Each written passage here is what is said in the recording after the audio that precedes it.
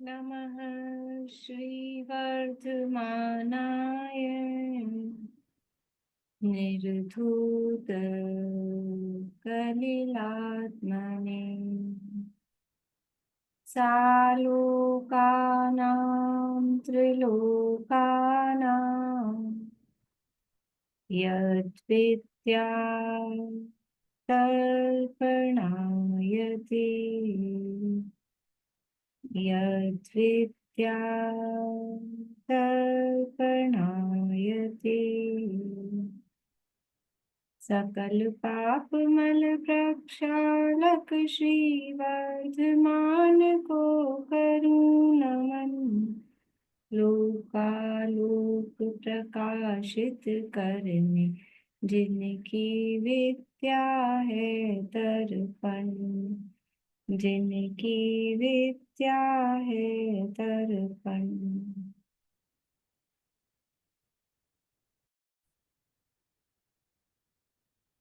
रत्नकरण शाखाचार नामक ये ग्रंथ है, संबंधभद्र स्वामी द्वारा रचित। इसके अंतर्गत सदाशिवदास जी द्वारा रचित जो वचनिका है उसका छठा भावना अधिकार, उसमें तप भावना की चर्चा अपनी चल रही है।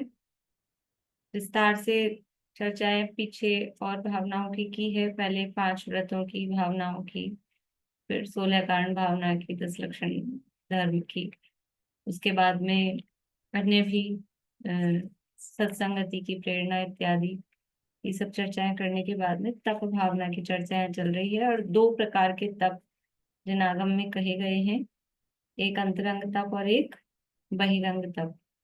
बहिरंग तप क्या है कि जो बाहर से दिखाई दे, बाहर में लोगों को पता लग जाए, बाहर से दिखाई दे, या बाहर पर द्रव्य के साथ में कुछ जिनका निमित्त नैमित्तिक संबंध ग्रहण त्याग रूप होता है, वो बहिरंग तप कहलाते हैं। और अंतरंग तप अर्थात अंतरंग प्रवृत्ति से जिनका संबंध होता है, बाहर से प्रकट रूप में ऐसे दिखाई नहीं देते, वो अंतरंग तप कहलाते हैं। तो बहिरंग तप कौन कौन से हैं? बहिरंग तप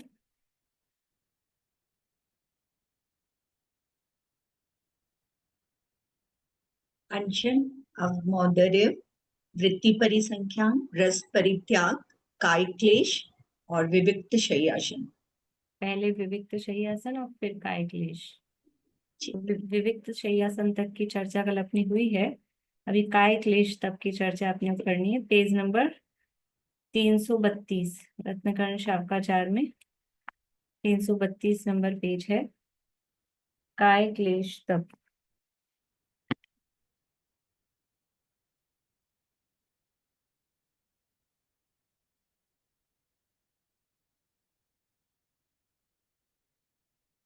मुनिराजों के काय क्लेश नाम का बड़ा तप होता है। एक आसन से बैठना, एक करवट से सोना, मौन रहना, ग्रीष्म ऋतु में पर्वत के शिखर पर पत्थर की शिला के ऊपर सूर्य के सामने कायोत्सर्ग धारण करके तेज धूप गर्म हवा आदि की घोर वेदना होने पर भी धर्म ध्यान में, बाह्य भावना के चिंतवन में परिणामों को स्थिर करके कष्ट रूप अनुभव नहीं करना, वह काय क्लेश तप है। काय क्लेश मतलब शरीर, शब्द से समझ में आ रहा है? शरीर को जिसमें कष्ट होता है, शरीर को कष्ट होता है यही कह रहे हैं। जीव को कष्ट होता है ऐसा नहीं कह रहे हैं। जीव को कष्ट होना नहीं होना वो तो उसकी आसक्ति पे, उसके परिणामों के जुड़ान पे निर्भर करता है। पर बाहर से देखने में शरीर को कष्ट होता हुआ दिखता है, शरीर उससे कष्ट पाता है। तो ये मुनिराजों के जीवन में क्या है कि एक आसन से बैठना है, एक करवट से सोना है, मौन रहना है, ज्यादा बातचीत, ये भी एक बड़ा मतलब कष्ट का काम है। चुप रहना, मौन रहना, अकेले रहना, सीधे बैठे रहना, एक तरह से सीधे समझ लो किसी को बेस्ट बेड रेस्ट बता दो ना, वे सीधे लेटना है बस, तो बड़ी सजा हो जाती है। तो ये सब भी शरीर के लिए कष्टदायी है। और फिर बाद में ये पर्वत की शिखर पर है, पर्वत की शिला पर है, गर्मी में वो तप रही है, कायोत्सर्ग धारण करके खड़े हैं, ये सब बाहरी जो परिस्थितियां हैं, प्राकृतिक परिस्थितियां हैं, परिचय रूप से परिस्थितियां हैं, उन सब में भी वो परिणामों को स्थिर रखते हैं, कष्ट रूप अनुभव नहीं करते, वो काय क्लेश तप है। इसी तरह से वर्षा ऋतु में वृक्ष के नीचे योग धारण करते हुए घोर अंधकार से भरी रात्रि में अखंड धार रूप बरसते मेघ से धरती आकाश जलमय हो रहा हो, वृक्षों में एकत्र होकर जल की मोटी धार पड़ती हो, बिजली चमकती हो, बादल गरजते हो, गाज गिरती हो, उस समय में धन्य मुनि बिना किसी वस्तु से ढके हुए नग्न शरीर के ऊपर घोर वेदना भोगते हुए भी संक्लेश रहित धर्म ध्यान शुक्ल ध्यान से जुड़े हुए रहते हैं। यह सब वीतरागता की महिमा है। जिस तरह से गर्मी में ये सब बाहरी परीक्षाओं को सहन करके भी कष्ट रूप अनुभव नहीं करते, उसी तरह से वर्षा ऋतु में भी, बारिश के दिनों में भी मुनिराज नग्न दिगंबर हैं, कोई छाता नहीं, कोई कमरा नहीं, कोई मकान नहीं, और कोई वस्त्र नहीं, और फिर खड़े हैं इसी तरह से वर्षा में, और वो बारिश का पानी बराबर शरीर पर पड़ रहा है, तो भी वो अपने ध्यान में लीन रहते हैं। ये उनकी विशेष महिमा है। शीत ऋतु में नदी के किनारे चौराहे पर नग्न शरीर के ऊपर बर्फ गिरती हो, महान घोर शीतल पवन चलती हो, उस अवसर में दुख रहित धर्म ध्यान से शीतकाल की रात्रि व्यतीत करना तथा दुष्ट जीवों द्वारा किए गए घोर उपद्रव को सहते हुए समता भाव रखना, वह काय क्लेश तप है। इस प्रकार परवश दुख आने पर चलायमान नहीं होने के लिए, तो क्या कह रहे हैं, परवश दुख आने पर, अभी परवश परिस्थितियां हैं, बाहरी प्राकृतिक परिस्थितियां हैं, इस पे अपना जोर नहीं चलता कि सर्दी पड़ेगी कि गर्मी पड़ेगी कि बरसात होगी, ये परवश है। ऐसा दुख आने पर चलायमान नहीं होने के लिए देह जनित सुख की अभिलाषा का अभाव करने के लिए, वही प्रयोजन बता रहे हैं। इस मतलब इसमें से अपन इस तरह से कुछ नोट्स टाइप का कर सकते हैं कि ये जो तप बताए हैं अंतरंग तप, तो इनके प्रयोजन क्या है। तो पीछे अंतरंग और बहिरंग, ये बहिरंग तपों के पीछे अपन ने देखे थे, ये भी बहिरंगी तप है, तो इसमें भी इसका ये प्रयोजन बता रहे हैं कि दुख आने पर चलायमान नहीं होने के लिए, देह जनित सुख की अभिलाषा का अभाव करने के लिए, रोग से चलायमान नहीं होने के लिए, भय को जीतने के लिए, परिचय सहने के लिए, और कर्मों की निर्जरा के लिए। तो समझ लो कॉमन ही है, कर्मों की निर्जरा के लिए तप करते हैं। पर ये बाहर में भय को जीतने के लिए, परिचय सहने के लिए, रोग आ जाए, अब ये ऐसी स्थिति होगी, गर्मी में खड़े हैं तपते शिलाखंड पर, पर्वत पर, बारिश में लगातार भीग रहे हैं, बारिश से, सर्दी के दिनों में बाहर नदी के किनारे चौराहे पर खड़े हैं, बर्फ गिर रही है, तो रोग आदि हो सकते हैं कि नहीं हो सकते हैं, होंगे या नहीं होंगे, कि वो भी मनुष्य ही है। जैसे हमको बारिश में भीगने पर जुकाम खांसी हो जाती है, धूप में खड़े रहने पर लू लग जाती है, बुखार हो जाता है, उसी तरह से उनको भी हो सकता है, तो भी वो रोगों से चलायमान नहीं होते, वो उससे अपनी समता नहीं खोते। ये यहाँ बता रहे हैं, ये सब काय क्लेश नाम का तप है, तो इस सब के लिए वो काय क्लेश तप धारण करते हैं। गृहस्थ के, अभी मुनिराजों की बात बता दी, अब गृहस्थ का बता रहे हैं। गृहस्थ के आतापन योग आदि नहीं होते हैं, ये तप तो दिगंबर साधुओं के ही होते हैं, से छपा है, या से भी ठीक है, ये तप तो दिगंबर साधुओं से ही होते हैं, मतलब वो ही कर सकते हैं, उन्हीं से होते हैं। गृहस्थ तो स्वयं चलकर काय क्लेश तप नहीं करता है, स्वयं चलकर मतलब चलाकर, आगे होकर, जबरदस्ती बारिश में भीगे, जबरदस्ती सर्दी में खड़ा रहे उघाड़े बदन, या धूप में खड़ा रहे कर रहे, ये तो स्वयं चलकर मतलब खुद आगे होकर तो नहीं करता है। लेकिन क्या कह रहे हैं आगे, सामयिक के समय में ही कोई क्लेश आ जाए तो चलायमान नहीं होता है। तो अब इसमें भी इतनी सावधानी, मुनिराज के लिए ये काय क्लेश तब बताया गया है कि गर्मी के दिनों में पहाड़ के शिखर पर खड़े हैं, बारिश आ रही है, तो बारिश में वृक्ष के नीचे या निरंतर पानी में भीग रहे हैं, फिर गृहस्थ भी ऐसा ही करने लगे, तो गृहस्थ के लिए नहीं कहा, क्योंकि गृहस्थ के भी परिणामों में उतनी स्थिरता नहीं है। अगर उतनी स्थिरता होती तो मुनि बन जाते ना, तो फिर वो बाद में व्याकुल होगा, इसलिए गृहस्थ चला के ये काम नहीं करेगा कि बीमार होने के लिए धूप में खड़ा है जबरदस्ती, फिर बीमार होगा, फिर वो जितना जो भी कर रहा है उससे और च्युत हो जाएगा, क्योंकि परिणाम उतने अडिग नहीं है। तो इसलिए चलाकर तो नहीं करता है, लेकिन यदि सामयिक कर रहा है और सामयिक के समय में कोई इस तरह का क्लेश आ जाए तो फिर चलायमान नहीं होता है। कर्म के उदय से अपनी रक्षा करते हुए भी शीत ज्वर, दाह ज्वर, वात शूल आदि हो जाए, वह दुष्ट बैरी धर्मद्रोही म्लेच्छ आदि आकर उपद्रव करने लगे, जेल में डाल दें, मारपीट करने लगे, तो गृहस्थ भी मुनियों के काय क्लेश तप की भावना करते हुए समता भाव से सहता है, कायरता नहीं दिखाता है। निर्धनता से उत्पन्न भूख प्यास गर्मी सर्दी आदि के दुख की वेदना कर्म के उदय से आ जाए तो वहां कायर नहीं होना, धर्म की शरण से सहना, वही काय क्लेश तप है। मतलब गृहस्थों के लिए क्या है कि अगर सामयिक के समय ऐसी परिस्थितियां बन जाए, कोई अपने व्रतादि पालन करते समय ऐसी परिस्थितियां बन जाए, तो उससे च्युत नहीं होना, यही उसका काय क्लेश है। और यदि बाहर में कोई कर्म की उदयवश कोई इस तरह की सर्दी गर्मी आदि के दुख आ जाए, तो भी फिर कायर नहीं होना, मतलब वीरता से उसका सामना करना, फिर दीनता नहीं दिखाना, रोना धोना नहीं, आर ध्यान नहीं करना, कर्म का उदय जानकर, अपने ही किए कर्मों का फल जानकर और उसको शांत भाव से सहना, वो वास्तव में काय क्लेश तप है। मुनीश्वर तो इस प्रकार का काय क्लेश तप उत्साह पूर्वक धारण करते हैं। हम गृहस्थ काय क्लेश से बहुत दूर रहते हैं, तो भी यदि असाता कर्म के उदय से दुख आ गया तो भयभीत हो जाने पर छोड़ेगा नहीं।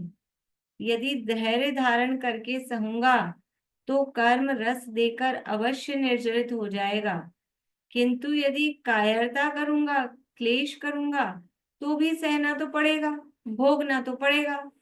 कर्म के उदय के दया नहीं है। देखो क्या कह रहे हैं, ये कोई तकलीफ आ गई, कोई परिस्थिति आ गई, है ना, विपरीत परिस्थिति प्रतिकूलता आ गई, रोग आदि आ गए कुछ इस तरह की, तो अब दो काम हो सकते हैं, रोध होके उसको भोगें या शांति से भोगें, दोनों बातें हो सकती है। अब यहाँ ये कह रहे हैं रोध होके भोगोगे तो भी भोगना पड़ेगा, और शांति से भोगोगे तो भी भोगना पड़ेगा। कह रहे आप रोने लग जाओगे, ऐसे होते हैं ना बच्चे, कोई कुछ बात हो, मतलब जरा सा गिर जाए कुछ हो जाए, तो कुछ लोग बच्चों की नेचर से तुरंत चिल्ला चिल्ला के रोने लग जाते हैं, या खुद गलती कर दे, गलत काम खुद कर दें और फिर चिल्ला चिल्ला के रोने लग जाएंगे जोर जोर से, जिससे क्या होगा, अब वो जो मम्मी पापा जो भी हैं उनको दया आ जाएगी, फिर वो डांटेंगे नहीं। तो ये ट्रिक होती है बच्चों की, इतने होशियार होते हैं कि वो रोने लग जाते हैं, तो बस अब फिर अब सामने वाला क्या डांटे, रोने लग गए तो ऐसे कह रहे तुम रोने लग गए, कर्म का उदय आया, रोग आदि आए, और तुमने सोचा कि जैसे वहां मम्मी पापा को बेवकूफ बना लेता है बच्चा, ऐसे रोने लग जाओ, तो रोने लग जाओ तो वो कर्म के उदय को दया आ जाएगी। तो कह रहे कर्म के उदय की दया नहीं है, यहाँ तो ये मम्मी पापा के तो मोह रहता है ना, तो वो ठीक है, कुछ कहते नहीं है, लेकिन तुम चाहे रो चाहे शांत रहो, समता भाव रखो, कर्म का उदय जितनी स्थिति अनुभाग लिए हुए आया है वो अपना फल देके अपने काल में उस हिसाब से ही जाएगा। और एक बात और हो सकती है कि यदि रोना धोना किया उस कर्म के उदय में, तो ये जरूर हो सकता है कि उसके स्थिति अनुभाग और बढ़ जाए, उसमें उत्कर्षण हो जाए, कम तो होने का सवाल ही नहीं है। रोना धोना करने से कर्म के उदय में यदि हम आकुलित होते हैं, दुखी होते हैं, तो उससे कर्म का उदय 100% दूर नहीं होगा। दुखी होने से, रोना मचाने से, परेशान होने से कर्म का उदय दूर नहीं होगा। चांसेस हैं कहीं कुछ कर्म का उदय वो दूर होने के, तो कहाँ पर है कि यदि समता भाव रखेंगे, शांत भाव रखेंगे, तो ये पॉसिबिलिटी है कि उस कर्म के स्थिति अनुभाग में कुछ अपकर्षण हो जाए, कुछ कमी हो जाए, कोई संक्रमण हो जाए, वो चांसेस तो हैं। लेकिन यदि दुखी हुए और रोना धोना मचाया, तो इसकी बल्कि अच्छे चांसेस हैं कि वो कर्म का उदय और बढ़ जाए, वो असाता के उदय में उत्कर्षण हो जाए, और जो पूर्वबंदी भी साता है वो और असाता में कन्वर्ट हो जाए, इसके और चांसेस हैं। तो ये यहाँ कह रहे हैं कि जो कर्म यदि असाता की उदय से दुख आ गया तो भी भयभीत हो जाने पर छोड़ेगा नहीं। यदि धैर्य धारण करके सहूंगा तो कर्म रस देकर अवश्य निर्जरित हो जाएगा, किंतु यदि कायरता करूंगा, क्लेश करूंगा, तो भी सहना तो पड़ेगा, भोगना तो पड़ेगा। कर्म के उदय की दया नहीं है। यदि कायर होकर दुखी होते हुए उदय में आया है तो भी मैं ही भोगूंगा, और इस प्रकार भोगने से आगे के लिए बहुत गुना बंद करूंगा। यदि दुखी होकर कायर होकर उसको भोगूंगा तो भी मैं ही भोगूंगा, कोई दूसरा नहीं आने वाला है भोगने वाला, और फिर आगे के लिए और ज्यादा बंद करूंगा।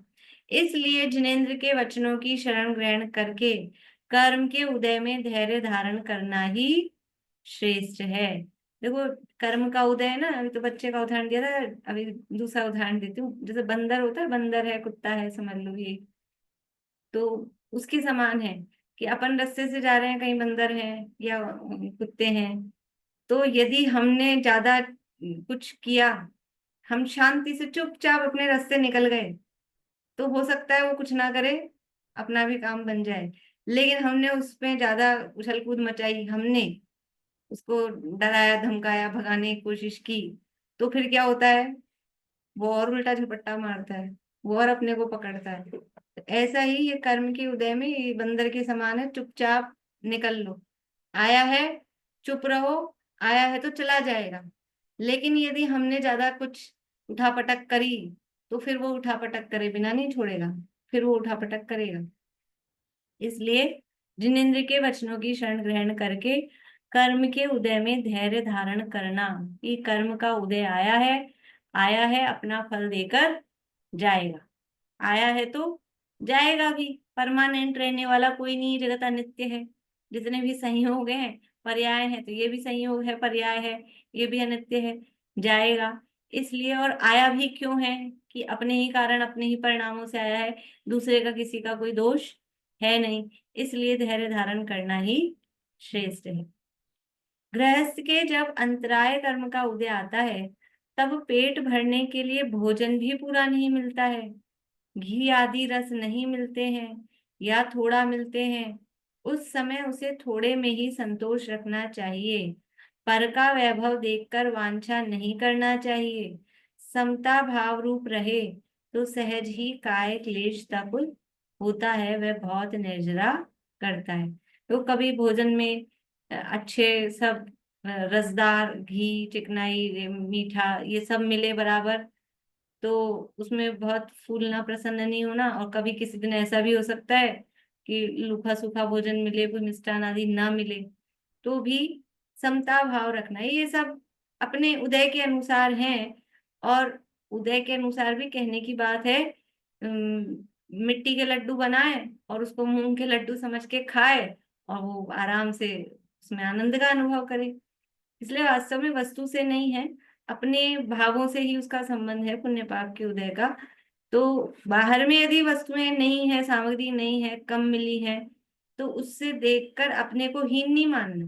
मैं सामग्री से बढ़ता या घटता नहीं हूँ, सामग्री से मेरी कोई महिमा नहीं है। तो कभी कुछ कम मिले कि अधिक मिले, उससे अपना बड़प्पन या घटोतरी मानना, वो दुखी होने का खुद ही उपाय करते हैं, वो दुखी होने का ही कारण है। सुखी होने का उपाय क्या है, ये सामग्री से मेरा कोई संबंध ही नहीं, जो मिला वो बहुत बढ़िया, हमको तो यही चाहिए था, इतना ही बहुत था, ऐसा समझ के रहेंगे तो प्रसन्न रहेंगे। तो थोड़े में संतोष रखना, पर का वैभव देखकर वांछा नहीं करनी चाहिए कि दूसरे की थाली में तो ये है, ये है, इसको तो ये मिला, उसको तो वो मिला, हमको तो मिला ही नहीं, कि फिर वो दुखी रहेगा। अपने को जो मिला है वो अपने उदय प्रमाण कहो, बाहर में निमित्त का कथन करके कहते हैं अपने उदय प्रमाण मिला है, लेकिन हमको यही मिलना था तो यही मिला है, और यही योग्य था, हम इसी के योग्य थे, इसके योग्य हम ही थे, ऐसा जैसा भी समझो वो मिला है। तो उसमें समता भाव धारण करना, जो धारण करते हैं तो फिर वो वास्तव में कर्मों की निद्रा होती है। यह 6 प्रकार के बाह्य तप का वर्णन किया। बाह्य अर्थात दूसरे को प्रत्यक्ष जानने में आता है। वह बाह्य भोजन आदि के त्याग से होता है।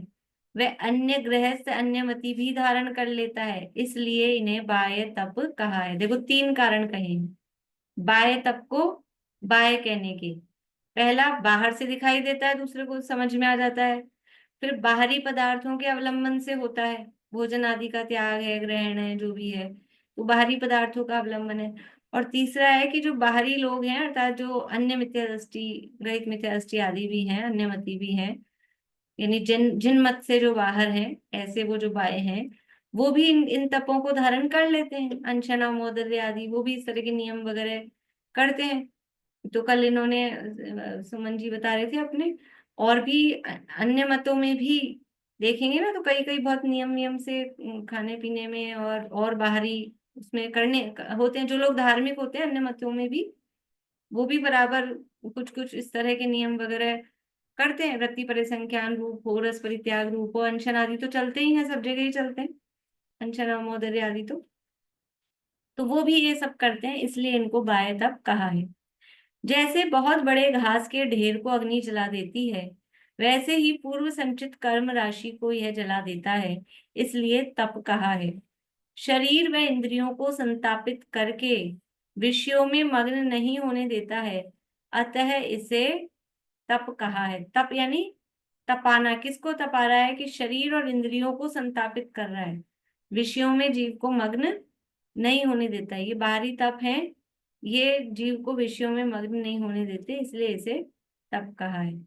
जैसे तपाया हुआ स्वर्ण युक्त पाषाण कीट छोड़कर शुद्ध स्वर्ण बन जाता है, उसी प्रकार आत्मा भी इसके प्रभाव से कर्म मल रहित हो जाता है, अतः भगवान ने इसे तप कहा है। तप से जिस तरह से वो सोना निखरता है, उसमें मिट्टी किट्टी कालिमा मिली हुई होती है, स्वर्ण पाषाण सोने का पत्थर खान में से जो निकलता है, तो उसको तपा तपा कर शुद्ध किया जाता है। वैसे ही ये जीव ये कर्मों के संयोग सहित वो अशुद्ध हो रहा है, तो ये तप रूपी अग्नि में तपाकर तप कर फिर शुद्ध होता है, इसलिए इसे तप कहा है। अब है अंतरंग तप। अब 6 प्रकार के अभ्यंतर तप का वर्णन करते हैं। प्रायश्चित, विनय, वैयावृत्ति, स्वाध्याय, व्युत्सर्ग, ध्यान, ये 6 भेद हैं। अंतरंग क्यों कह रहे हैं? कि अंतरंग अपनी परिणति के अवलंबन से हैं, बाहर में बहुत स्पष्ट रूप से दिखाई नहीं देते हैं, इसलिए इनको अंतरंग तप कहा है। 6 हैं अंतरंग तप, बोलेंगे नाम?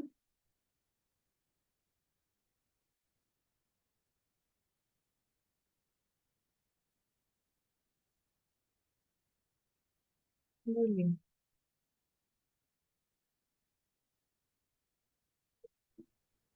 प्रायश्चित, विनय, वेयावृत्य, स्वाध्याय, व्युत्सर्ग और ध्यान। बढ़िया। प्रायश्चित, विनय, वैयावृत्य, स्वाध्याय, व्युत्सर्ग और ध्यान, तो यहाँ पर इनका वर्णन कर रहे हैं। प्रायश्चित तप के 9 भेद, संख्यात व असंख्यात भेद। यहाँ पर आलोचना आदि का कथन लिखने से कथनी बहुत हो जाएगी, अतः संक्षेप में कहते हैं। ये तत्वार्थ सूत्र में दिए हैं, नव चतुर्दश पंच द्विभेदा यथाक्रमम प्राग ध्यानात्। तो प्रायश्चित के 9, विनय के 4, इस तरह से। फिर वैयाव्रत के 10, वो भेदों का स्वरूप दिया है। यहाँ पर भी उसी तरह से वर्णन कर रहे हैं। प्रायश्चित, प्रायश्चित किसे कहते हैं?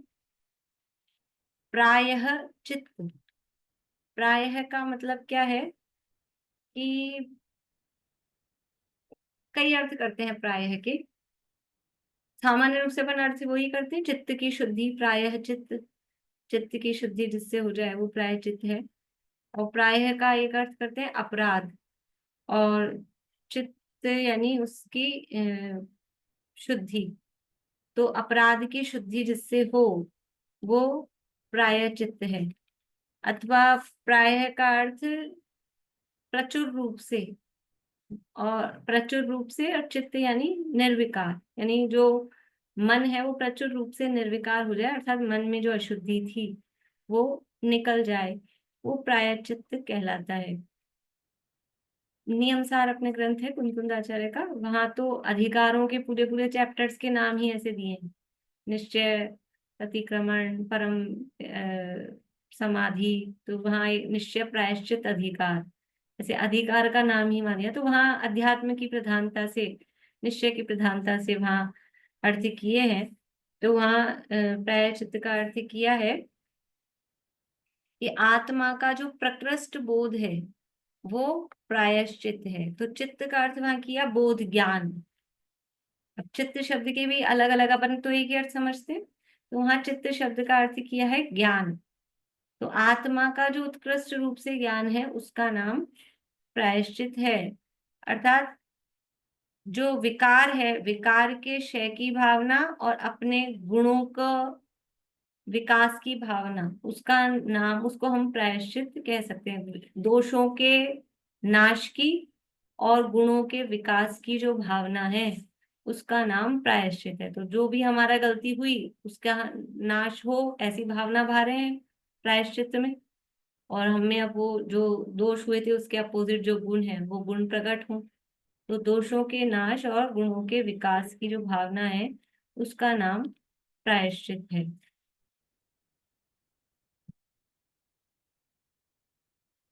तो प्रमाद और अज्ञान से जो दोष लग जाते हैं उन दोषों की शुद्धि के लिए आलोचना, प्रतिक्रमण आदि द्वारा अपने जो चित्त की शुद्धि है उसका नाम प्रायश्चित तप है। देखो, जो दोष लग गए, क्या वो दोष शुद्ध हो सकता है? जो दोष लग गया, देखो दाग लग गया कपड़े पे, हल्दी खाते समय सब्जी गिर गई, तो लग गया ना। अब क्या करें, वो लग गया है तो अब उसको तुरंत ही अपन क्या करते हैं, गिरते ही सबसे पहले उठ के पहले थोड़ा भाई एक बार अपना मन में ही हो जाए कि हाँ हमने साफ कर लिया। अब वो कई बार कुछ दाग ऐसे होते हैं कि निकलते नहीं हैं, धीरे धीरे धीरे धीरे धुलते धुलते फिर जाएंगे। लेकिन फिर भी एक बार अपना मन में ही हो जाता है कि धो दिया, साफ कर दिया। अथवा समझ लो वैसे हमने वस्त्र पहन रखे हैं, दाग वाले गंदगी नहीं है, लेकिन अब छू गए, किसी से नहीं छूना था जिससे, ऐसे व्यक्ति से अपन छू गए हैं कुछ इस तरह से, तो फिर क्या करते हैं, फिर चाहे पानी में से ही निकाल दो। तो क्या होता है कि अपना मन उससे एक, उनका कुछ चीजों पे अपन ऐसे छींटे दे देते हैं, बस कि छींटे दे दो। अब वो क्या हो रहा है, वो कोई साफ हो रहा है, शुद्ध हो रहा है क्या? लेकिन हमारा मन मलिन हो गया था ना। एक्चुअल में मलिन क्या होता है, एक्चुअल में वो वस्तु मलिन नहीं हुई है, मलिन हमारा मन हो जाता है। उस वस्तु की वो परिणति देखकर मलिनता यहाँ आती है। तो इसलिए प्रायश्चित में चित्त की शुद्धि को प्रायश्चित कहते हैं, वस्तु की शुद्धि को प्रायश्चित कहते हैं, ऐसी परिभाषा दी है। कि उस वस्तु, कपड़े पे हल्दी गिर जाए, सब्जी गिर जाए तो कपड़े को धो देना, इसका नाम प्रायश्चित है।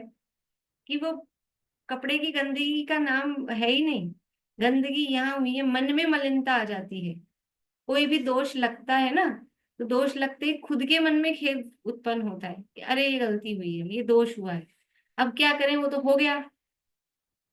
आज अष्टमी थी, चतुर्दशी थी, हमको हरी नहीं खानी थी और खाने में आ गई, ध्यान नहीं रहा। तो अब क्या करें, खा तो लिया, पेट में से वापस निकालो।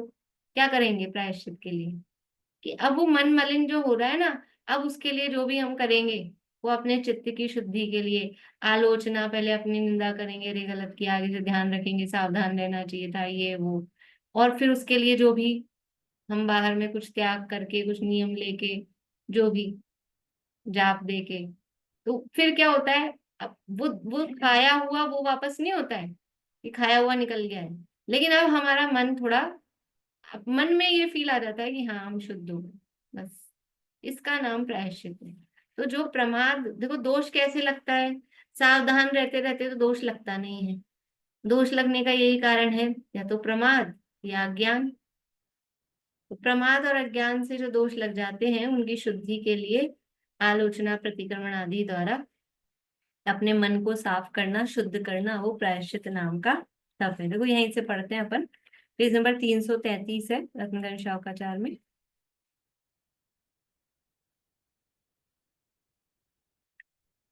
जो धर्मात्मा है वह अपने व्रत धर्म में कभी दोष रूप आचरण नहीं करता है, अन्य को सदोष आचरण कराता नहीं है, जो दोष सहित आचरण करता है उसे मन वचन काया से भला नहीं कहता है। यदि कभी प्रमाद से भूल से दोष लग जाए तो निर्दोष साधु के निकट जाकर सरल परिणामों से 10 प्रकार के दोष रहित आलोचना करके गुरुओं द्वारा दिए प्रायश्चित को परम श्रद्धा से आदर पूर्वक ग्रहण करता है।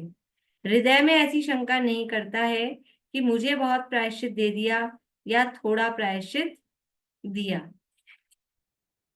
प्रमाद से एक बार दोष लग गया हो, उसे प्रायश्चित लेकर दूर कर लिया, फिर ऐसी सावधानी रखना कि 100 टुकड़े अपने 100 टुकड़े हो जाए तो भी फिर दोष नहीं लगने देना, उसका प्रायश्चित लेना सफल है।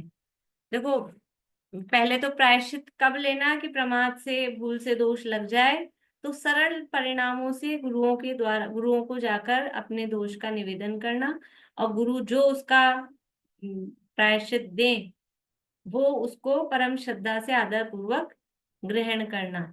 ये है वास्तव में प्रायश्चित की प्रक्रिया। पहली बात तो सदोष आचरण करना ही नहीं, सावधान रहना, सावधान हर समय रहें कि हमारे दोष लगे ही नहीं। लेकिन फिर भी सावधान रहते रहते भी दोष लगते ही हैं। निर्दोषता पूर्ण रूप से, तब तक पूर्ण वीतरागता पूर्णता नहीं आती है, तब तक वो उतनी निर्दोषता रहती नहीं है। तो गुरुओं के पास जाके निवेदन करना, गुरु ने जो प्रायश्चित दिया हो उसको आदर पूर्वक ग्रहण करना। अब जो प्रायश्चित दे दिया उसमें मुझे तो इतना इतना बड़ी सजा दे दी, इनको तो कम दिया, मुझे ज्यादा दिया, कि मुझे ज्यादा दे दिया इनको कम दे दिया, ऐसा कोई विचार नहीं करना। और फिर उस प्रायश्चित की सफलता किसमें है? अपने क्या होता है कि कोई गलती हो गई, बचपन से बच्चों को रटा देते हैं, जरा सा कुछ हुआ, चलो बेटा बोलो सॉरी, फिर सॉरी, अच्छा अब सॉरी बोलने से ठीक हो जाता है, फिर वो गलत काम करेगा और फिर सॉरी, फिर गलत काम करेगा फिर सॉरी। ये सॉरी की कोई वैल्यू है? ये सॉरी क्या है? सॉरी भी तो वही है ना, प्रायश्चित। लेकिन इस सॉरी की कोई वैल्यू है क्या? 10 बार गलतियां करो और 10 बार सॉरी बोलो और फिर गलती ठीक हो जाती है सॉरी बोलने से। ये प्रायश्चित लेना किसका सफल है? कि एक बार वो दोष लगा, उसका प्रायश्चित लिया, अब इतना सावधान हो जाए कि अब जिंदगी में जीवन में कभी दोबारा ये अपने 100 टुकड़े हो जाए तो भी फिर दोष नहीं लगने दे। मतलब इतना अलर्ट हो जाए, एक बार वो गलती हो गई तो अब प्रायश्चित का मतलब क्या है कि ऐसा अलर्ट कि अब दोबारा जीवन में वो दोष नहीं लगे, उसका नाम है वास्तव में प्रायश्चित। ये है सच्चा प्रायश्चित। कल भी वही गलती हुई थी, फिर आज भी वही गलती, फिर परसों भी वही गलती, और फिर प्रायश्चित दे दो रोज रोज। ये प्रायश्चित है कि खेल है? इसका नाम प्रायश्चित नहीं है। कि मतलब जैसे इसमें कहते हैं ना अपन अतिचार, कि ये तो अतिचार है तो चलते हैं फिर प्रायश्चित ले लेंगे, ये चलने वाले का नाम अतिचार नहीं है। कभी कदाचित गलती से कुछ हो जाए तो व्रत भंग नहीं मानते, नहीं होता, इसलिए उसको अतिचार कहा है। लेकिन रोज रोज ही हाँ भाई ये तो चलता ही है तो अतिचार कहे हैं, इसका नाम अतिचार नहीं है, फिर तो अनाचार है। जानबूझकर और रूटीन ही बना ले उसको तो वो अनाचार हो जाएगा। ऐसे ही प्रायश्चित ले लेके अब हम तो शुद्ध हो जाएंगे और रूटीन ही बना ले तो फिर वो प्रायश्चित के लायक नहीं है, प्रायश्चित के काबिल नहीं है। अनेक गुणों के धारी, सिद्धांत रहस्य के पारगामी, प्रशांत मन वाले, अपरिस्रावी गुण के धारी, जैसे तपाया हुआ लोहे का गोला पानी को पीकर उसे बाहर नहीं आने देता, उसी प्रकार जो शिष्य के द्वारा आलोचना किए गए दोष को कभी प्रकट कर बाहर नहीं कहते, देश काल के ज्ञाता, एकांत में रहने वाले, आचार्यों के पहले कहे गए अनेक गुणों के धारी, उनके पास प्रायश्चित लेने वाला हाथ जोड़कर बहुत विनय पूर्वक बालक के समान सरल चित्त होकर आत्म निंदा करता हुआ आलोचना करता है। जैसे रुधिर से लिप्त वस्त्र रुधिर से नहीं धुलता, कीचड़ से कीचड़ नहीं धुलता, उसी प्रकार दोषों से युक्त साधु भी शिष्य को निर्दोष नहीं कर सकता। देखो, प्रायश्चित किससे लेना? किसको तो गुरु बनाना, और किसके पास जाके प्रायश्चित लेना, किसके पास जाके अपने दोष कहना। अपने दोष भी हर किसी के सामने नहीं कहना कि हमको तो यहाँ का है उपगूहनंग, पर के दोष छिपाना और अपने दोष नहीं छिपाना। तो किसी के भी सामने जा जाके अपने दोष नहीं कहना, ये भी एक मतलब नीति की बात है ये। अभी वो मुझे याद नहीं, श्लोक संजीव जी सुनाते हैं। 9 बातें हैं, मतलब 9 जगह मौन रहना या मतलब नहीं कहना, 9 बातें किसी को नहीं बताना, ऐसे करके उसमें है। तो अपनी कमाई नहीं बताना और ये वो, तो अपने दोष भी हर किसी को नहीं बताना। अपने दोष छुपाना नहीं, ये अलग बात है, लेकिन हर किसी को ही बताना वो नहीं। क्योंकि हर किसी को बताएंगे तो हर किसी में वो गुण नहीं होगा कि वो आपके दोष सुनकर उसको एब्जॉर्व कर सके, कि आपकी फिर दुनिया में समझ लो अपयश ना करे, और जिससे फिर आपको ऐसी फीलिंग नहीं आ जाए कि अब तो हम कहीं मुंह दिखाने के लायक नहीं रहे, कहीं ऐसे ऐसे भाव आ जाए। इसलिए हर किसी को नहीं कहना। तो गुरु को जाके दोष कहना, लेकिन गुरु कैसे ही गुरु के विशेषताएं बता रहे, अनेक गुणों के धारी, सिद्धांत रहस्य के पारगामी, प्रशांत मन वाले, शांत चित्त वाले, अपरिश्रावी गुण के धारी। अपरिश्रावी गुण कहाँ पढ़ा था? अपरिश्रावी गुण कहाँ पढ़ के आए थे?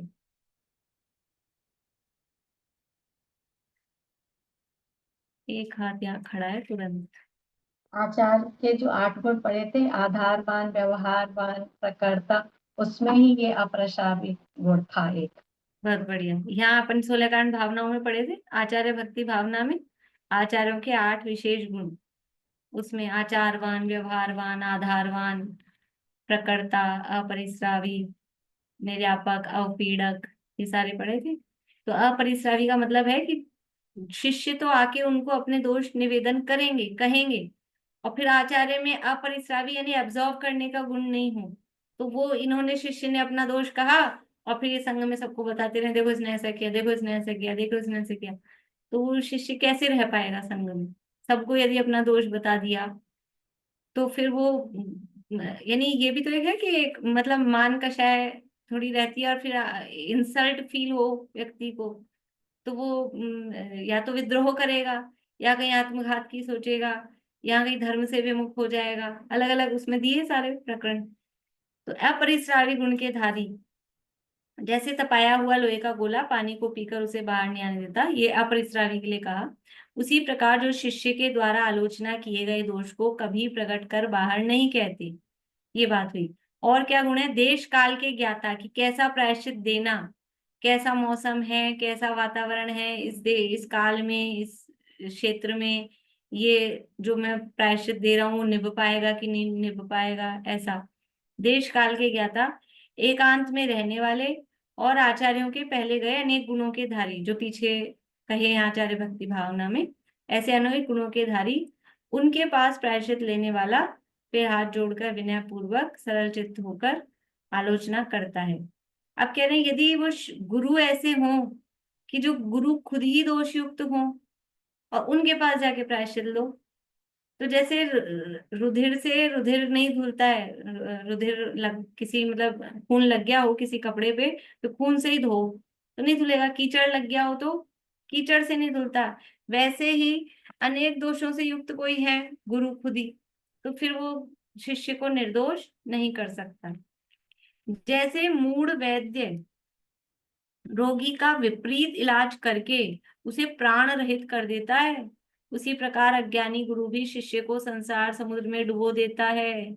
निर्दोष गुरु ही प्रायश्चित देकर शुद्ध करता है। इसलिए गुरु का निर्णय करना मतलब बहुत सावधानी का काम है। जो दुनिया में कहावत चलती ना कि हमारा माथा सड़ा नारियल तो नहीं है, कहीं भी फोड़ दिया, ऐसा ये देव शास्त्र गुरु का निर्णय करना ये जीवन में मतलब बहुत सावधानी का काम है, और ये करना ही चाहिए और सावधानी पूर्वक करना चाहिए। नहीं भाई इसमें हमको गड़बड़ हो सकती है तो करें ही नहीं, तो भी वो बिना पैंदी के रहेंगे। तो निर्णय करना, लेकिन बहुत सावधानी पूर्वक उनके लक्षण जानकर समझकर किसको गुरु बनाना, कौन हमारे गुरु हो सकते हैं, ये बहुत सावधानी का काम है। वरना क्या होगा कि वो ये है कि जैसे कोई मूर्ख वैद्य जी हो तो वो रोगी को और जान से चला दे। ऐसे ही यहाँ पर अज्ञानी गुरु भी शिष्य को संसार समुद्र में डुबो देता है। संयमी पुरुष तो एक गुरु एक शिष्य दो ही एकांत में आलोचना करते हैं। आरिकादि प्रकट खुली जगह में एक गुरु एक गणनीयारिका एक वह जिसे दोष लगा हो, ऐसे तीन होते हैं। देखो, संयमी पुरुष मतलब मुनिराज हैं अगर, तो मुनिराज आलोचना करेंगे तो ऐसे नहीं सभा लगी हुई है, सारे बैठे हैं संग और फिर वो आके आलोचना करें, ऐसे नहीं। एक गुरु होंगे और एक शिष्य होगा, ऐसे दो ही लोग, मतलब वो अपना दोष आके बताएंगे ना, तो सबके सामने नहीं, तो ऐसे एकांत में करते हैं। और अगर आरिका है मतलब लेडीज हैं, तो वो कहाँ करेंगी? खुली जगह में, कोई कमरा वमरा बंद नहीं, खुली जगह में एक गुरु होंगे एक गणनी आरिका होगी। गणनी आरिका समझते हैं? आरिकाओं की जो हेड मतलब कहें, जैसे मुनिराजों के आचार्य होते हैं वैसे आरिकाओं की जो होती हेड उसको गणनी बोलते हैं उनको। तो गणनी आरिका, और फिर जिन आरिका माता जी को दोष लगा है वो, ऐसे तीन लोग होंगे। जो लज्जा से, तिरस्कार के भय से, प्रायश्चित के भय से या अभिमान से दोष को शुद्ध नहीं करता है, वह आय व्यय के ज्ञान रहित व्यापारी के समान कर्म रूप कर्जदार होकर भ्रष्ट हो जाता है।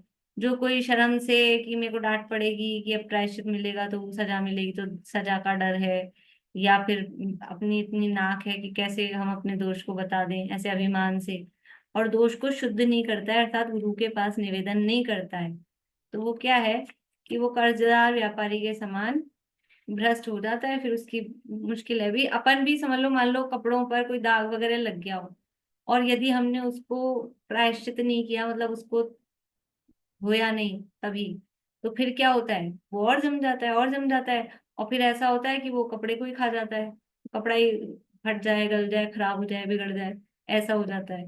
तो ऐसे यदि दोष को शुद्ध नहीं किया तो वो अपने को ही खा जाएगा, मतलब वो उसका जीवन वास्तव में सार्थक नहीं हो पाएगा। आलोचना के बिना महान तप धारण करने से भी वांछित फल नहीं मिलता है। ये तप तो खूब करे लेकिन दोषों की आलोचना नहीं करे, प्रायश्चित नहीं करे, तो भी वांछित फल नहीं मिलता है। आलोचना करके भी यदि गुरु के द्वारा दिया प्रायश्चित नहीं लेता है, तो वैद्य की बताई दवाई को नहीं खाने वाले रोगी के समान शुद्ध नहीं होता है। एक तो ऐसा है कि जो आलोचना ही नहीं कर रहा, बस तप ही तप कर रहा है, और फिर दोष लग गए उसकी आलोचना नहीं कर रहा, तो वो भी गलत है। और कोई ऐसा है कि जाके आलोचना तो कर दी, लेकिन फिर जो उन्होंने दवाई बताई, जो उसका प्रायश्चित बताया, वो फॉलो नहीं किया, तो भी कोई फायदा नहीं है। वैद्य जी के पास जाओ और अपनी सारी समस्या बताओ, यहाँ दर्द है, यहाँ दर्द है, ऐसे उठते हैं तो ऐसे होता है, ऐसे होता है। फिर वैद्य जी ने पुड़ियाएं बना के दी, ये खाना दिन में 3 बार, और ला के डस्टबिन में डाल दी, तो फिर क्या होगा? क्या क्या फायदा है? कोई फायदा नहीं है।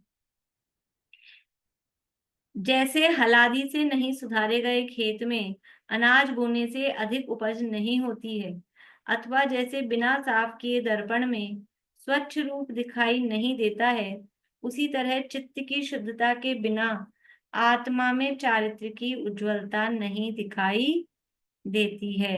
ये यदि खेत को जोता नहीं गया हल से और फिर उसमें बीज बोएंगे, तो पहली बात तो फसल आएगी नहीं, आएगी भी तो भी थोड़ी बहुत ऐसी घास फूस। और यदि उसको जोत के अच्छे से बीज बोया जाएगा तो अच्छी फसल आएगी।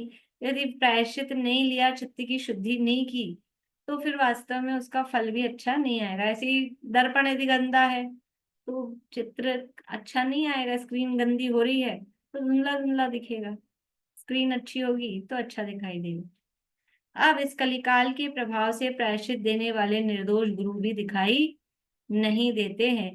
जो स्वयं ही अनेक दोषों से लिप्त हों, वह अन्य को कैसे शुद्ध कर सकता है? रुधिर से रुधिर कैसे धोया जाए? इसके लिए ये अब आत्मानुशासन जी का श्लोक दिया है, कर लेते हैं इसको पूरा। आत्मानुशासन गुणभद्राचार्य का ग्रंथ है, बहुत अच्छा नीति परक और उपदेशात्मक शैली में वैराग्य वैराग्य नीति और उपदेश, बहुत अच्छे श्लोक हैं। बहुत ही अच्छा ग्रंथ है, देखिए पढ़ते हैं।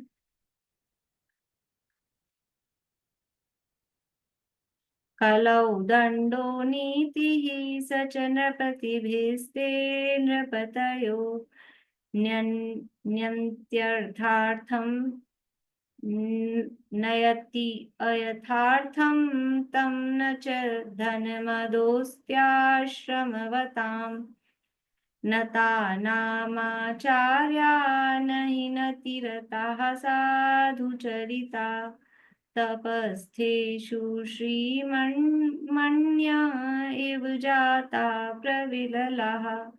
अर्थ, किसी शिष्य ने गुणभद्र स्वामी से पूछा, हे स्वामी, इस कलिकाल में तपस्वी मुनियों में भी सच्चे आचरण के धारण करने वाले अत्यंत विरले रह गए हैं, इसका क्या कारण है? कि कलिकाल है, पंचम काल है, और मुनिराज तपस्वी, लेकिन उसमें भी कोई सच्चा आचरण, मतलब मुनिराजों का आचरण भी सही हो, यथार्थ हो, आगमानुकूल हो, वो दिखाई नहीं देते, अत्यंत विरले रह गए हैं, बहुत कम रह गए हैं। इसका क्या कारण है? इसका उत्तर देने के लिए काव्य लिखा है। इसका अर्थ लिखते हैं, इस कलिकाल में नीति पर चलाने का उपाय दंड देना है। यानी इस कलिकाल में यदि लोगों को नीति पे चलाना है, सही रास्ते पे चलाना है, तो क्या दंड, जैसे कोई भी काम होता है, अब ट्रैफिक रूल्स फॉलो कराने हैं तो क्या करें? मानते ही नहीं लोग। खुद की सुरक्षा के लिए हेलमेट लगाना है, सीट बेल्ट लगानी है, रेड लाइट क्रॉस नहीं करनी है, लेकिन नहीं लोग मानते, तो क्या करते हैं? फाइन लगाते हैं, पुलिस वाला खड़ा करते हैं। तो ये दंड देना उसका उपाय है।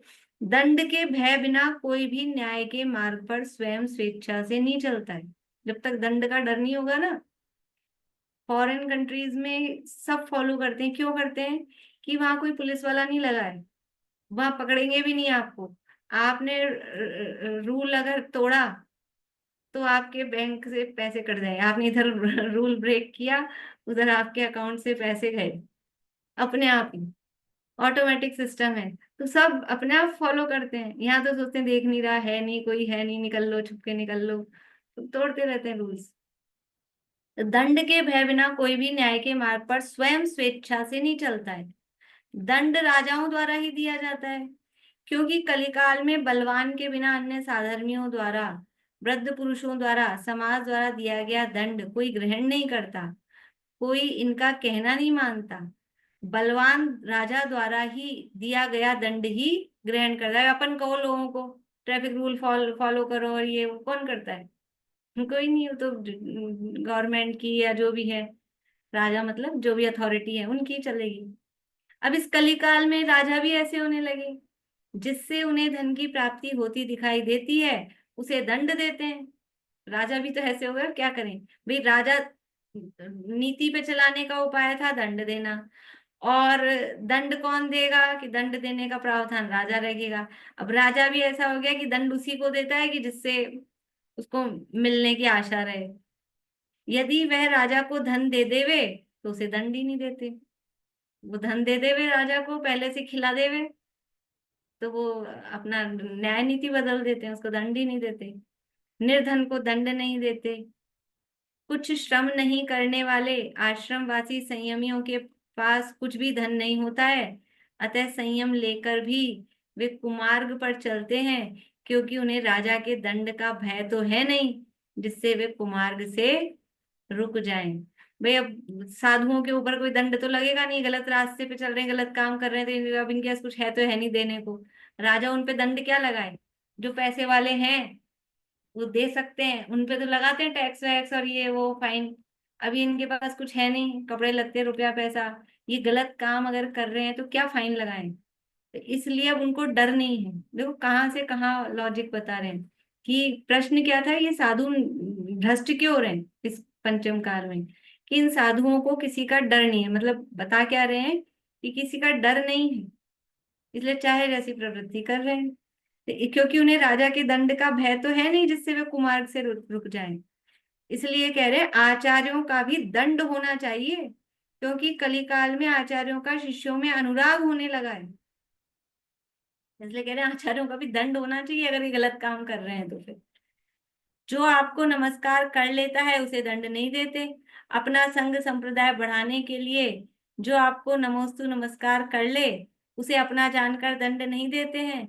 तब वह दंड के भय से रहित होकर शास्त्र से विरुद्ध आचरण करने लग जाता है। मतलब साधुओं में भी, मुनि कहलाने वालों में भी क्या बोलते हैं, वो चापलूसी वाली प्रवृत्ति और पार्शलिटी वाली प्रवृत्ति, ये ऐसी प्रवृत्ति उनमें भी चल गई है कि जो अपने अपने नमस्कार करें और अपने वो करें तो उसको दंड नहीं देंगे, उसको कुछ नहीं कहेंगे, और जो अपने विरुद्ध चले तो उसको फिर दंड देते हैं। तो इसलिए जो अब उनको दंड नहीं मिल रहा जिनको, वो फिर चाहे जैसा, ये तो अपने फेवर में अपन कुछ भी करो, ये वाले महाराज अपने साथ हैं, ये वाले आचार्य अपने साथ हैं, चाहे कुछ भी करो, तो ऐसा करके वो शास्त्र विरुद्ध आचरण करने लग जाते हैं।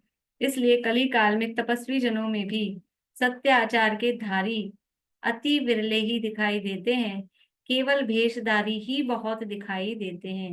ये कितने 1000-1500 साल पुराना है आत्मानुशासन, 1100-1200 साल ज्यादा ही पुराना होगा, तब लिख गए आचार्य।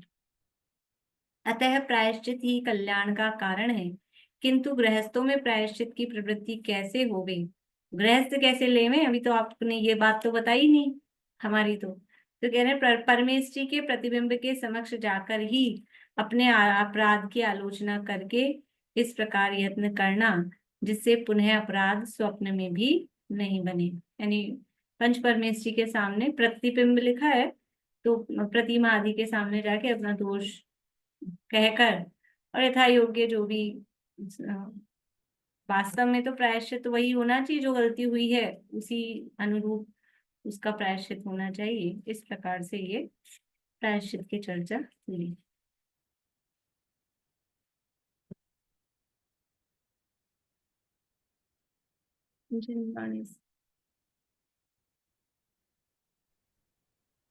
मैम ये जो पाताल है ना, उत्कृष्ट पाताल है, उसके जो आपने पार्श्व भाग में जो 8 पर्वत कहा है, मुख्य पर्वत, तो वो पार्श्व भाग में 8 पर्वत, तो पार्श्व भाग यहाँ पे जैसे आपने जो ड्राइंग किया था उसमें पीछे किया था, पार्श्व भाग साइड में होंगे कि आगे पीछे होंगे?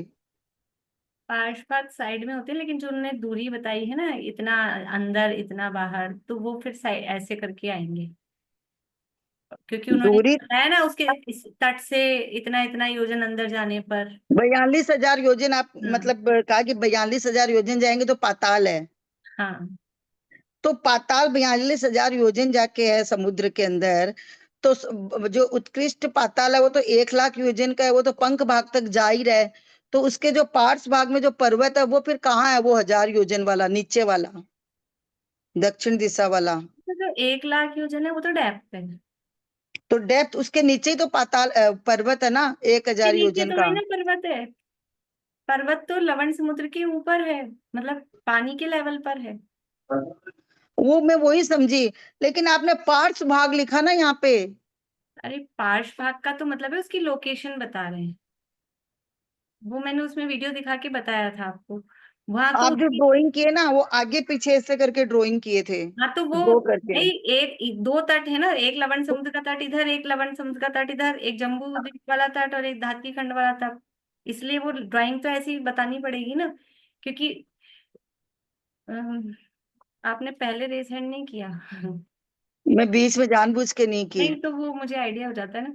मतलब उसमें आप देखेंगे ना, वो उसमें ड्राइंग की है, तो जो पाताल जो पर्वत गए हैं, मैं बोर्ड पे ही बता रही हूँ।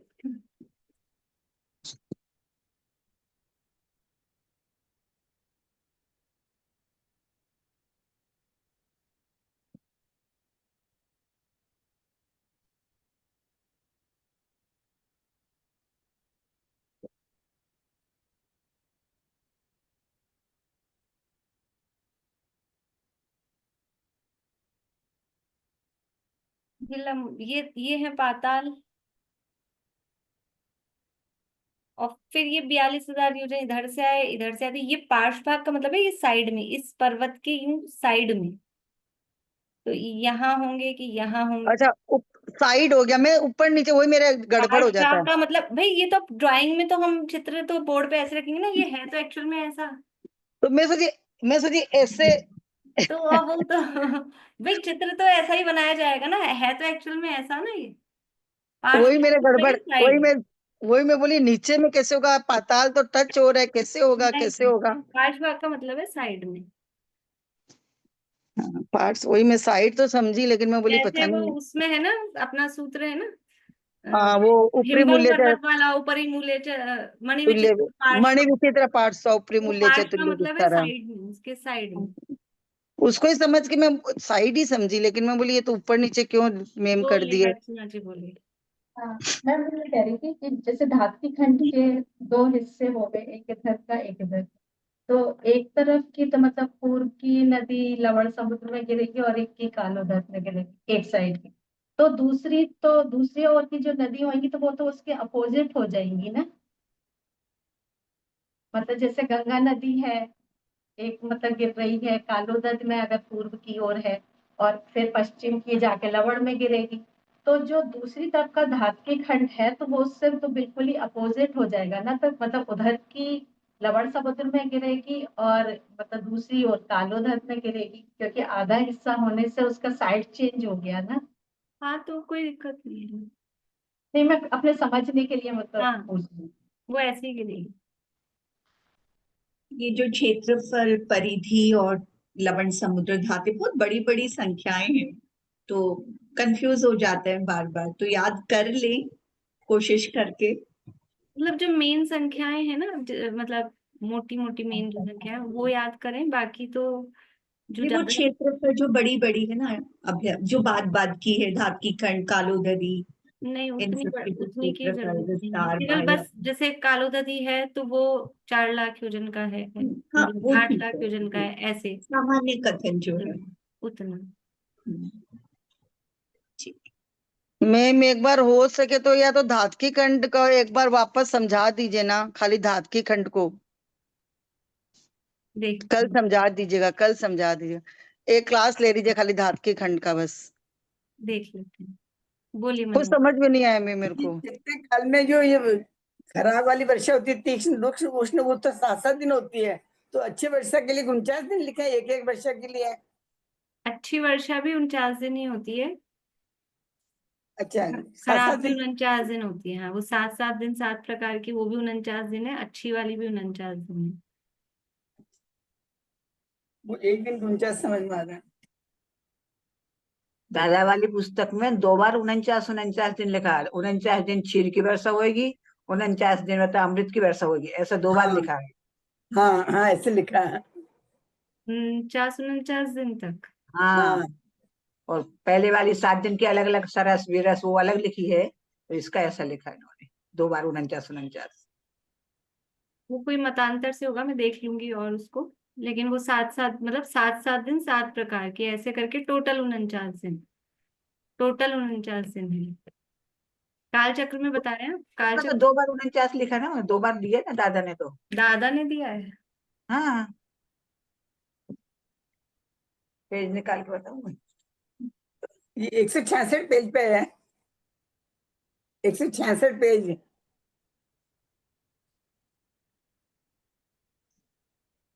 166 पेज पे हाँ, है। हाँ, हाँ, देख लो।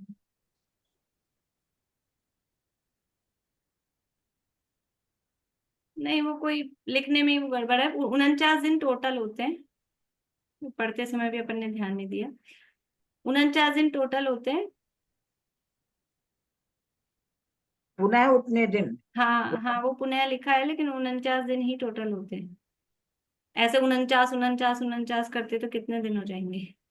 सरस का अर्थ क्या आएगा? सरस का मतलब है अच्छी।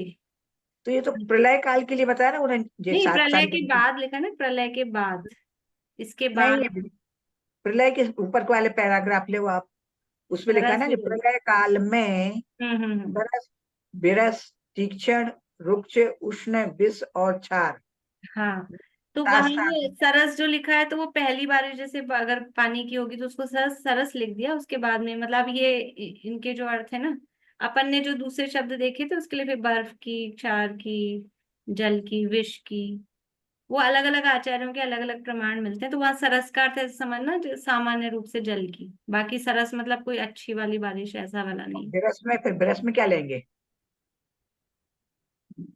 विरस में अब इसका अर्थ इनमें किया नहीं है, लेकिन विरस में ऐसा लेना कि कोई क्षार जल, मतलब एसिड वाला कार जल। की तो अलग लिखी ना। क्षार अलग लिखी है, तो वो हाँ, विरस का मतलब ऐसे ही समझना कि अच्छा नहीं है, बस इतना। अब वो कौन सा है वो उसका अर्थ दिया नहीं है शास्त्र में। तीक्ष्ण में। तीक्ष्ण में अग्नि जैसी समझना, भी तीक्ष्ण है तो, क्योंकि अपने को जो अपन ने जो शब्द देखे हैं उसमें वो बर्फ की, क्षार की, जल की, अग्नि की, विष की, इस तरह की है ना, उसी को इनसे थोड़ा मैच करें। तो विष और क्षार ये तो जम रहा है। और तीक्ष्ण में ऐसा भी समझ सकते हैं कि कुछ अ, वृक्ष ओले, में सूखी ओले सूखी। टाइप, हाँ मतलब ऐसे जो तेजी से पड़ रहे हैं इस तरह से। ये दो ऐसे, तीन शब्द नहीं जम रहे बराबर, बाकी तो ठीक है, हाँ, ठीक तो है। इसके लिए मैंने आप लोगों को वो दूसरे शब्द लिखवा दिए थे, ये इनके अर्थ भाव नहीं ख्याल आ रहे थे इतने। तो वो मैंने तो वो नहीं लिखे, मतलब हाँ, फिर मैं तो वो इसमें कि यही दूसरे याद शब्द, वो कर लिया। काल चक्र, काल चक्र है ना संजीव जी वाली, उसमें दिए, उसमें से लिखवा दिए थे मैंने। नहीं, मेरे को कुछ नहीं पूछना। ठीक। जिनवाणी स्तुति। तो नंदीश्वर जी का वर्णन लिखा आपने उसमें, तो नंदीश्वर के होता है कितने चैत्यालय, उन संबंधी जानकारी रहेगी सिर्फ ना, तो और हाँ, क्या रहेगी? बस वही, वो पर्वतों की ऊंचाई और पर्वत कितने हैं, किस दिशा में कितने हैं, बस इतना ही है। भी तो पर्वत कुंडलवत। अंजनगिरी कितने ऊंचे हैं, दधिमुख कितने ऊंचे हैं, हाँ। उनकी ऊंचाई है, कितने हैं संख्या में, कितने हैं, इतना ही है अच्छा, उनकी। कुंडलवर का तो एक ही आएगा, चार आकृतिम चैत्यालय है बस, और क्या आएगा उसमें? हम्म। रुचकवर कुंडलवर, उनमें तो यही है हाँ, ना, सिर्फ बस सीधा वो सीधा। पर्वत कितने ऊंचे, रुचकगिरी कितना ऊंचा है, कुंडलगिरी कितना ऊंचा है, थोड़ी ऊंचाई ऊंचाई देख लीजिएगा, एक 84,000 ऊंचाई है, तो अपने इसमें 75,000 नहीं है है। ना। हम्म। ऊंचाई वगैरह का तो अपनी दादा वाली पुस्तक में तो नहीं है ना। दादा वाली में नहीं है, लेकिन पढ़ाया है ना थोड़ा सा, तो थोड़ा वो एक्स्ट्रा। भी अच्छा। कुंडलगिरी 75,000 है, रुचकगिरी 84,000 है। वो अच्छा, थोड़ी सी बस हाइट, हाइट इतनी सी। तो फाइट याद करना। हाँ, मोटा मोटा कूट, कूट कितनी कितनी है उन पर, इस तरह हम्म। से। सुलोचना अभी बोलिए जिनवाणी स्तुति।